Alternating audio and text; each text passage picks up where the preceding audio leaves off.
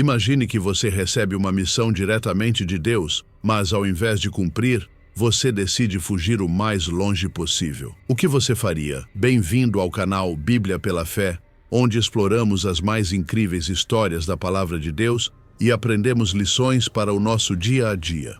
Hoje, vamos viajar pela emocionante história de Jonas, um profeta que tentou escapar da vontade de Deus, mas acabou descobrindo o quanto ele é amoroso e misericordioso. Fique comigo até o final, porque essa história vai mexer com você e pode transformar sua visão sobre obediência, arrependimento e compaixão. Jonas subiu a bordo do navio, talvez acreditando que sua fuga fosse dar certo. Ele dormiu profundamente enquanto o barco navegava. Mas Deus enviou uma forte tempestade. As ondas eram tão grandes que os marinheiros, experientes no mar, ficaram apavorados. Eles tentaram salvar o navio, lançando fora a carga e clamando a seus deuses, mas nada adiantava. Por fim, eles decidiram lançar sortes para descobrir quem era o responsável por aquela calamidade, e a sorte caiu sobre Jonas. Ele confessou que estava fugindo do Deus do céu, o Criador da terra e do mar. Jonas disse que a única solução seria lançá-lo ao mar, pois ele sabia que era o motivo daquela tempestade. Relutantes, os marinheiros fizeram exatamente isso. Assim que Jonas foi lançado, o mar se acalmou, e os homens, cheios de temor, adoraram ao Senhor. Essa parte da história nos mostra que ninguém pode fugir de Deus. Você já percebeu como Deus pode usar até as situações mais difíceis para nos trazer de volta ao caminho certo? Enquanto Jonas afundava no mar, parecia que tudo estava perdido.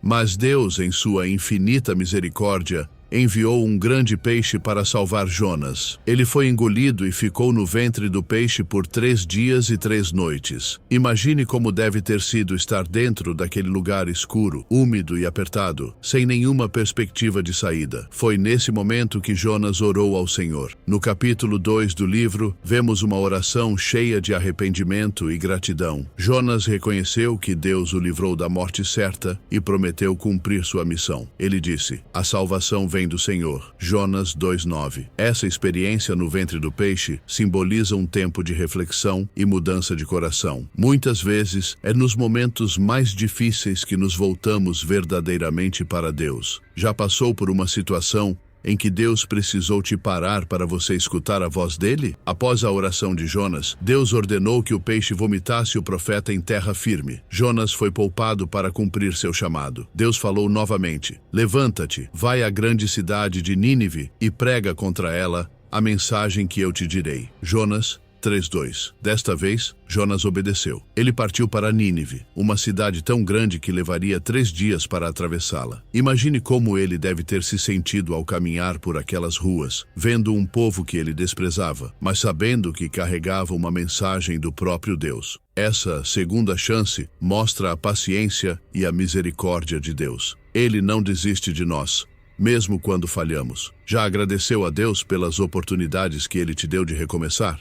Jonas começou a pregar dizendo: "Ainda 40 dias e Nínive será destruída." Jonas 3:4. A mensagem era simples, mas direta. E algo surpreendente aconteceu. O povo de Nínive acreditou em Deus. Desde os mais humildes até o rei, todos se arrependeram. O rei desceu do seu trono, vestiu-se de pano de saco e decretou jejum para toda a cidade, incluindo os animais. Eles clamaram ao Senhor e abandonaram seus maus caminhos, esperando que Deus tivesse misericórdia. Esse arrependimento sincero foi tão profundo que Deus decidiu poupar Nínive. Aqui vemos o poder da palavra de Deus para transformar corações, mesmo os mais endurecidos. Você acredita que Deus ainda pode fazer grandes mudanças na vida das pessoas ao nosso redor? Embora Deus tivesse perdoado Nínive, Jonas ficou profundamente indignado. Ele disse: "Eu sabia que tu és um Deus misericordioso e compassivo, tardio em irar-se e cheio de amor." Jonas 4:2. Jonas queria ver a destruição de Nínive, não sua salvação. Ele não conseguia aceitar que Deus tivesse piedade de um povo tão perverso. Muitas vezes também somos rápidos em julgar os outros e queremos justiça à nossa maneira. No entanto, Deus nos ensina a amar e perdoar, assim como Ele nos perdoa. Você já lutou para aceitar a misericórdia de Deus para com alguém? Jonas saiu da cidade e sentou-se em um lugar onde pudesse observar o que aconteceria. Deus fez crescer uma planta que deu sombra a Jonas, aliviando seu desconforto. Mas no dia seguinte, Deus enviou um verme que destruiu a planta, e Jonas ficou ainda mais irritado. Deus então perguntou: "Você tem pena da planta, mas não teria compaixão de uma grande cidade como Nínive, com mais de 120.000 pessoas que não sabem discernir entre a mão direita e a esquerda?" Jonas 4:11. Essa lição final é um chamado para todos nós. Será que estamos mais preocupados com coisas pequenas e passageiras do que com as pessoas que Deus ama? A história de Jonas termina com essa pergunta aberta, sem nos dizer qual foi a resposta dele. É como se Deus estivesse nos convidando a refletir sobre nossa própria vida. Valorizamos o que Deus valoriza? Estamos dispostos a obedecer a Ele mesmo quando não entendemos completamente os seus planos? Jonas nos mostra o conflito humano entre o egoísmo